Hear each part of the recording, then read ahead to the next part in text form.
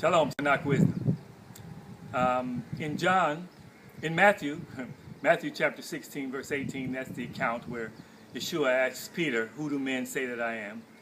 And or the disciples, and Peter had the revelation from Yahweh Elohim, who Yeshua was, and he relayed that. And Yeshua said, "Flesh and blood did not reveal that to you, but my Father in heaven."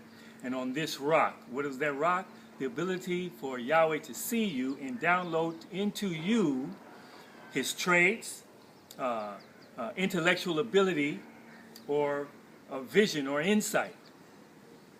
He said, "On this rock I will build my assembly, my congregation, and the gates of hell cannot prevail against it."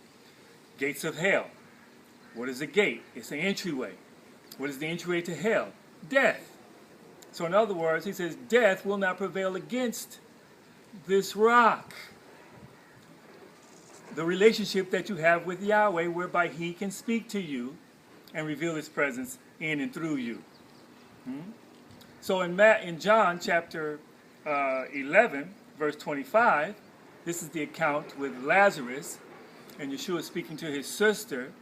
He says, "I am the resurrection and the life. I am the rising and the life." Life, chayi, living by virtue of Yahweh's thoughts. That connection with the Most High, downloading to you. Being born from above. We did an upload on that. He says, "He who believes in me, even if he dies, he will rise and he will live." That's the Hebrew. Right? In verse 26 he says, "And whoever lives," whoever is living by virtue of Yahweh's thoughts, having that relationship, "and believes in me, will never die." This is another verse where they left out the full translation, the full account. "He will never die into the age," or into eternity. Eis tonaion in the Greek, leolam in the Hebrew. Into the age, into eternity, towards eternity, or to the unknown, the hidden, the unknown, which is the eternity, the age, right? And then he asks the question, do you believe this? Do you believe this? Do you rely and depend upon the words that I'm telling you? That was over her head, so she said, "Yeshua, I believe that you are the Messiah," the one prophesied of. And then he went ahead and proved to everybody that he was the resurrection and the life. And he called Lazarus out of the tomb. Who wants to die? Nobody wants to die.